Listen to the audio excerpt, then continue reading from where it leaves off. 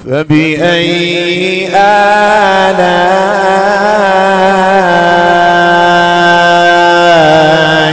ربكما تكذبان.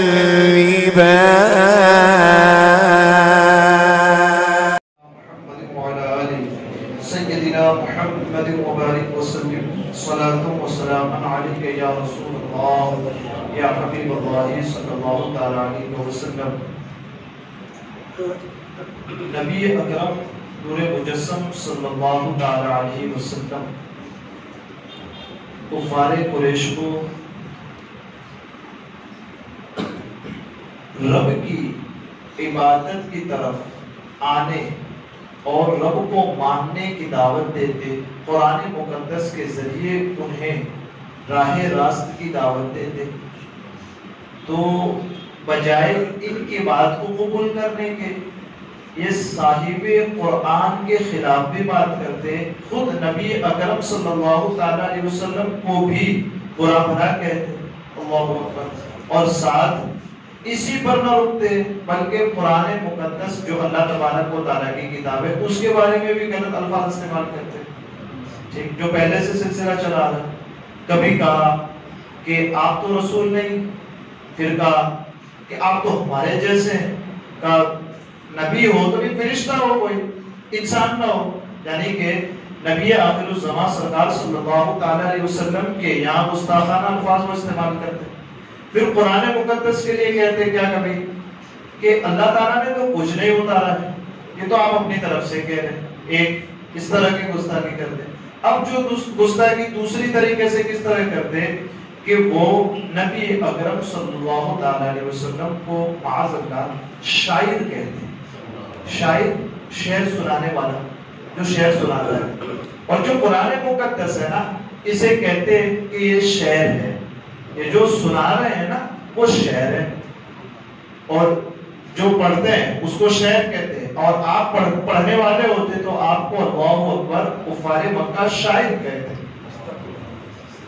ٹھیک، مطلب آپ کی دعوت قبول نہ کرنا یہ جو اپنی جگہ پر، لیکن دعوت قبول نہ کرنے کے بدلے میں بھی وہ کیا کہتے ہیں، خود حضور صلی اللہ تعالیٰ علیہ وسلم کے بارے میں بھی غلط الفاظ استعمال کرتے، اور خود جس کے ذریعے انہیں تبلیغ کی جاتی قرآن مقدس اس کے بارے میں بھی غلط الفاظ استعمال کرتے. یا ان کا رد کرتے ہوئے اللہ تبارک و تعالیٰ فرماتا ہے کہ اس کا شان نزول اس آیت کے بارے میں بھی، اور اس آیت کو جو بیان فرمایا یاسین میں 69 آیت نمبر 69 اس میں، یعنی کہ کفار قریش نے کیا کہا کہ نبی اکرم صلی اللہ تعالی علیہ وسلم معاذ اللہ شاعر ہیں، اور وہ جو کچھ فرماتے ہیں یعنی قرآن مقدس کی تبلیغ کرتے ہیں، قرآن مقدس کی طرف لوگوں کو دعوت دیتے وہی سناتے ہیں، کہ یہ جو قرآن پاک ہے وہ شعر ہے. اللہ اکبر. اس سے ان کی مراد کیا تھی؟ مطلب جب وہ یوں کہتے ہیں نا، یہ بڑی باریک بات ہے، اس کو سمجھنے کے لیے میں ایک ہی آیت دو آیت آج ہوگی کیا کہ اس سے یہ کیا مراد دیتے معلوم؟ یعنی کہ قرآن مقدس کو وہ جھوٹا قرار دیتا. کیوں؟ آپ نے لوگوں کے شعر سنے نا، جو جتنا زیادہ جھوٹا وہ جھوٹ بولے نا، جو جتنا زیادہ جھوٹا وہ اتنا بڑا شاعر ہے. جو لوگ یہ پوئٹری وغیرہ کرتے ہیں نا، جو لوگ مشاعرہ وغیرہ کرتے ہیں جس کو عام زبان میں کہیں نا، یہ جتنی آپ جھوٹ و مشاعرے کے اندر لوگ اتنی واہواہی کرتے ہیں، کا بڑا اچھا عمدہ جھوٹ بولا، کہا کیا کہ حسن کو کہہ دیا کہ چاند سے بھی زیادہ خوبصورت ہے. یہ جو جھوٹ شامل کرنا ہے نا، یہ میں آپ کے لیے اتار کر کے اسے بیان کر رہا ہوں تاکہ آپ آسانی سے سمجھ سکیں اس کو، کہ جو جھوٹ ہوتا ہے نا، کیا ہوتا ہے شاعری میں جھوٹ، اور جو جتنا زیادہ جھوٹ استعمال کر لے جائے نا وہ اتنا بڑا شاعر. تو اس سے حضور صلی اللہ تعالی علیہ وسلم کو اس سے تولتے، کیا کہتے ہیں، کہا یہ جو سنا رہے ہیں نا وہ اسی کے مثل ہے، شعر کے مثل، اور جو یہ سنانے والے اللہ پر یہ بھی شاعر ہے، تو کہا یہ بھی جھوٹے ہیں اور جو سنائے جاتے ہیں وہ بھی جھوٹا ہے. اللہ یوں کہتے ہیں. قرآن مقدس اس کے بارے میں 17ویں پارے میں بھی کہا کیا، بل افتراہ بل هو شاعر. اللہ کیا، بلکہ خود کیا کفار مکہ کہتے کہ یہ جو نبی اکرم صلی اللہ علیہ وسلم جو کچھ سنا رہے ہیں یہ تو اپنی طرف سے بنا لیا ہے.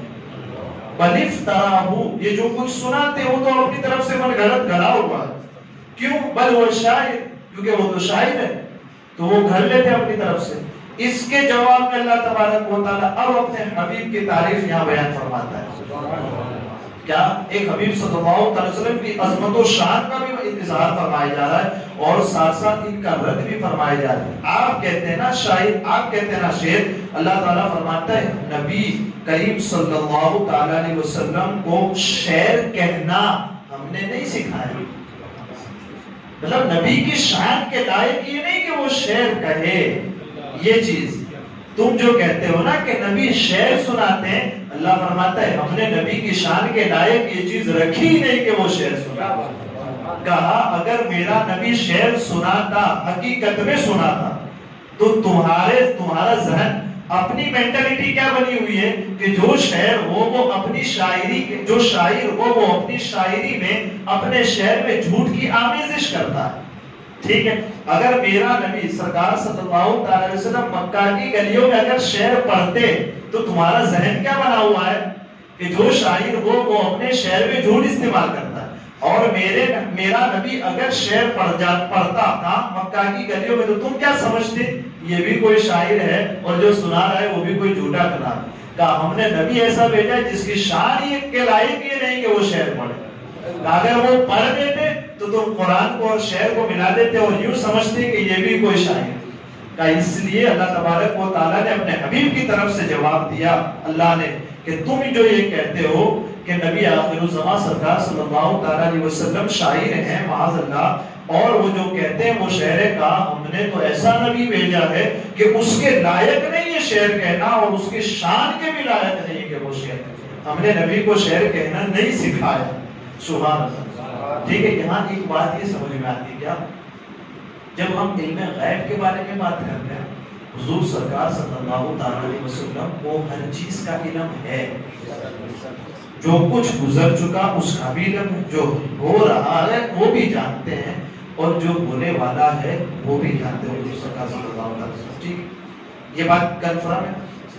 یہاں پر وہ بعض افراد یہ کہتے ہیں کہ قرآن کی یہ آیت کیا کہتی ہے، وَمَا عَلَّمْنَاهُ الشِّعْرَ، شعر جو شعر ہے نا، ہم نے نبی کو شعر کہنا نہیں سکھایا. کیا کہتے ہیں؟ شعر کہنا نہیں سکھایا. آپ تو کہتے ہیں نبی سب جانتے ہیں، تو کیا شعر کہنا نہیں جانتے؟ آپ کا دعویٰ ہے نا بھائی کہ ہمارے نبی سرکار صلی اللہ علیہ وسلم تو سب جانتے ہیں.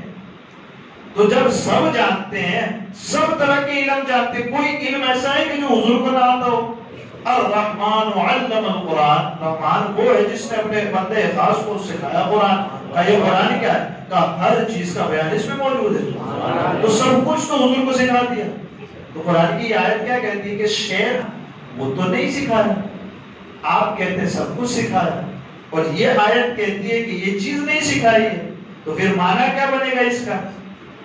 تو ہم کہتے ہیں کیا کہ ایک شعر کا نہ بولنا، یعنی کہ لوگوں کے درمیان اپنے آپ کو کوی اور یہ کیا کہتے ہیں نعت، کوی گجراتی میں کوی بولتے ہیں اس کو، انگلش میں ہاں پوئٹر، یعنی کہ کویتا گانے والا شاعر جس کو اردو میں آپ کہتے ہیں.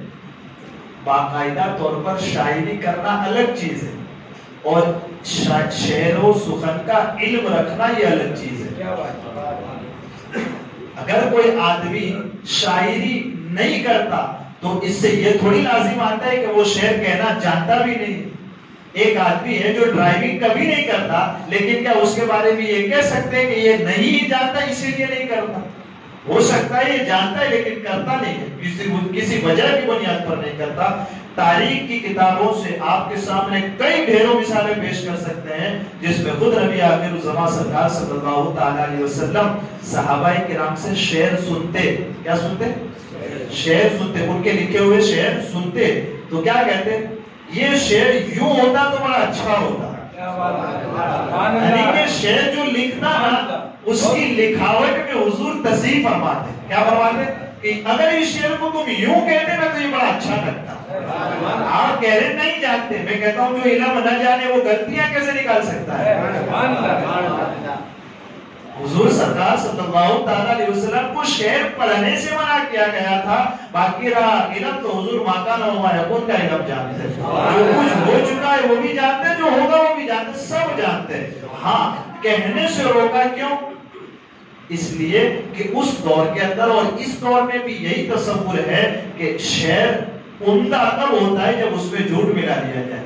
کہ اس وقت اگر میرے حبیب مکہ کی گلیوں میں شعر بھی کہتے، دوسری طرف قرآن کی بھی تلاوت کرتے، لوگوں کو بلاتے، تو لوگ اس وقت یہ دعویٰ کر لیتے کہ دیکھو وہاں شعر گائے نا تو یہ قرآن نہیں ہے، یہ بھی شعر ہی ہے۔ اللہ اکبر۔ تو دو چیزیں مل جاتی اور قرآن کے درمیان لوگ تفاوت اور امتیاز نہ کر پاتے، اس لیے حبیب کو ہم نے روکا، حبیب شعر نہ کہیے گا، باقی آپ کی شان کے لائق نہیں ہے شعر کہنا، باقی آپ تو ایسے ہیں کہ دنیا کے شعراء مل کر کے جو کلام بنا ہے نا اس میں بھی آپ تصحیح فرما کر اسے بہترین سے بہترین بنا سکتے ہیں۔ حضور کے پاس حضور صلی اللہ علیہ وسلم کو ہے۔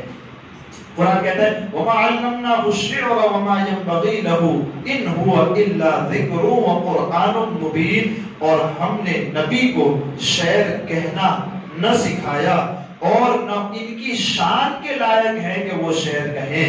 ہاں تو پھر یہ قرآن ہے کیا؟ قرآن کہتا ہے إِنْ هُوَ إِلَّا ذِكْرٌ وَقُرْآنٌ مُبِينٌ، قرآن تو نہیں مگر نصیحت اور روشنی دینے والی کتاب، یعنی کہ انسان اپنے منزل مقصود کی طرف چل رہا ہو اور راستے میں اسے روشنی کی ضرورت پڑتی ہے منزل کی طرف جاتے ہوئے، کہ اس قرآن کی آیتوں کو اس وقت وہ پڑھتا چلا جائے، اس کا راستہ روشن ہوتا جائے گا، قرآن کے سبب اور منزل کی طرف پڑھتا چلا جائے گا۔ تو یہ ہے قرآن نصیحت بھی ہے اور روشنی دیتی ہے، کھلی ہوئی کتابیں اور ہماری رہنمائی۔ تو اس بات کو بھی یہاں باقاعدہ طور پر ان کے جواب میں بھی بیان فرمایا، حضور کی عظمت و شان کو بھی بیان فرمایا۔ اللہ تعالیٰ مجھے آپ کو کہنے سننے سے زیادہ علم اور عمل کی توفیق عطا فرمائے۔ قرآن مقدس کو سیکھنے، سمجھنے، اس پر عمل کرنے، دوسروں تک پہنچانے، اس کے ترجمے اور تفسیر کو دل میں بسانے، اس پر عمل کرنے کی بھی اللہ تعالیٰ اپنے حبیب کے صدقے توفیق عطا فرمائے۔ ہمارے کہنے میں سننے میں عمدن سہون کوئی خطا ہوئی ہو، اللہ عز و جل اپنے حبیب کے صدقے معاف فرمائے۔ وصلی اللہ تعالی علی خیر خلقہ محمد وعلی آلہ وصحبہ